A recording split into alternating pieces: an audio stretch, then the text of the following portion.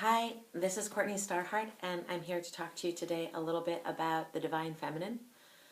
A lot of the work that we've been doing in our women's groups has to do with honoring the Divine Feminine and also honoring the Divine Masculine. The reason why it's so important to start to grasp what the Divine Feminine means is because it's a portal back into a better way of being, a higher state of consciousness.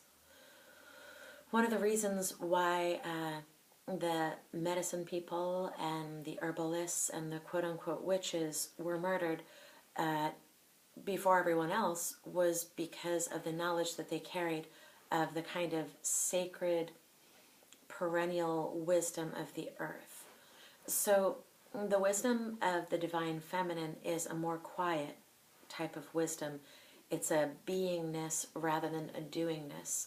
Masculine energy in many cosmologies is associated with force, and female energy is associated with form. And in our formness, often we don't make as much of a hubbub as the male energy. And so often the soft, quiet voice of the garden or of the children or of the women folk is not heard.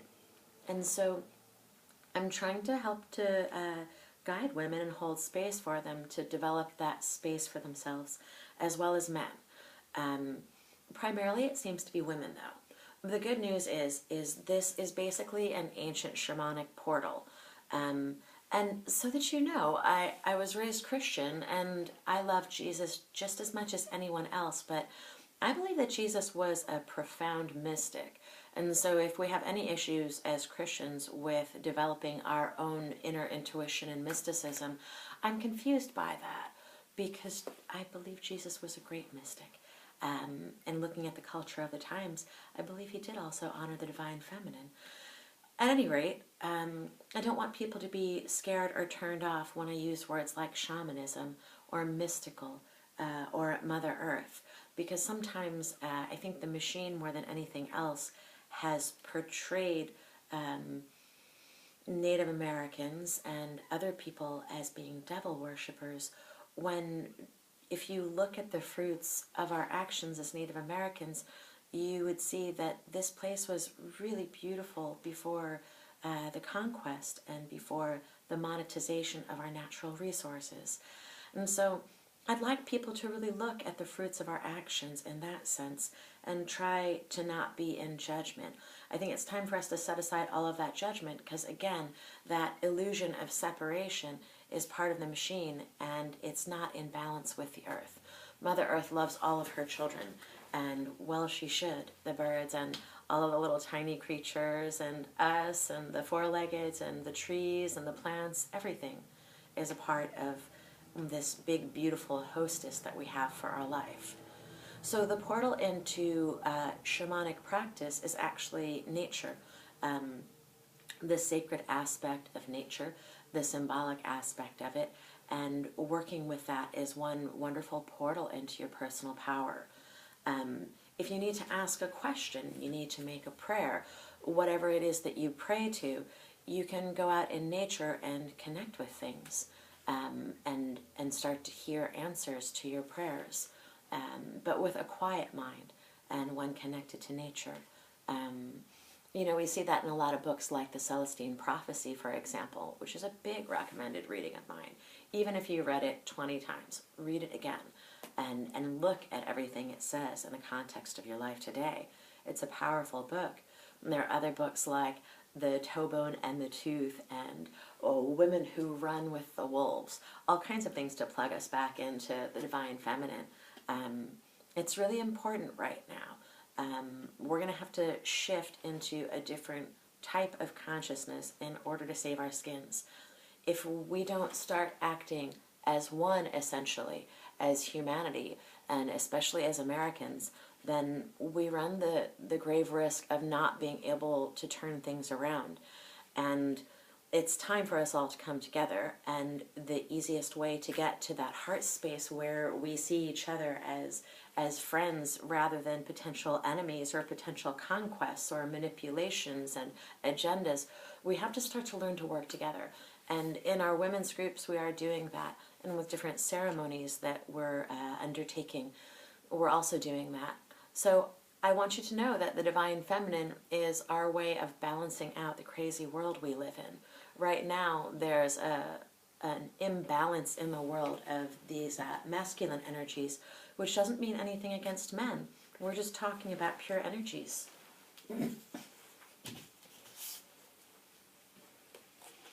This is an ancient map of consciousness, and on one side you can see the feminine, and on one side you can see the masculine, and in the center is the path to higher consciousness. Without the balance of the masculine and the feminine, we don't have access to our higher consciousness, and we're going to need it, because I think we're all going to have to pray for a miracle. I'm praying for a miracle.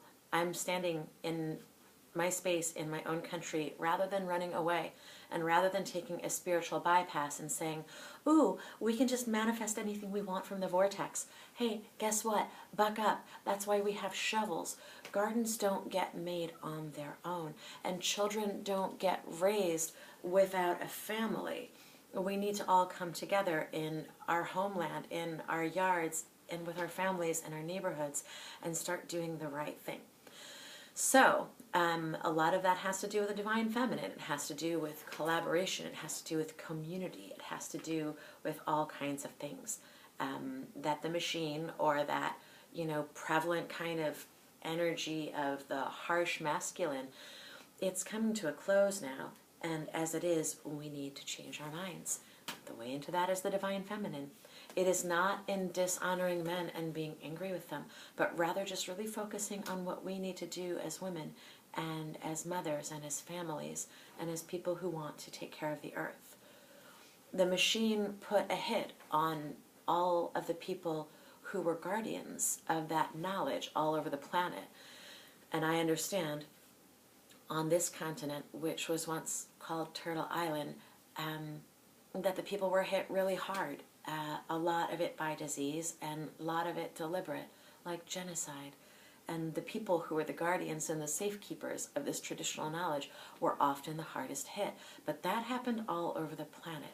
That didn't just happen in Native America. So it's no consolation that everyone has gone through that painful experience. But in a way it is, because we can all recover together. But we're all going to be coming and showing up in different sizes, shapes, and colors.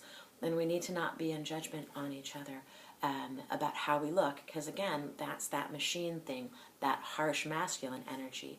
There's a soft masculine energy that we do want, the one that protects, the one that nourishes, the one that loves, the one that's gentle and merciful and kind, the one that loves his family, and loves taking care of the garden and the community. We need that kind of masculine energy. And we need the kind of feminine energy which also balances that and can dance with it. So, I am afraid I have gone off on a number of tangents, but I hope that you've enjoyed this talk on the divine feminine. Much love to you all.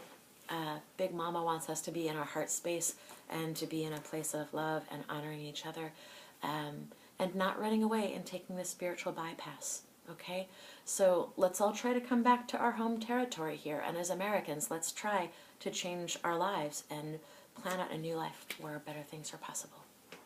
Much love.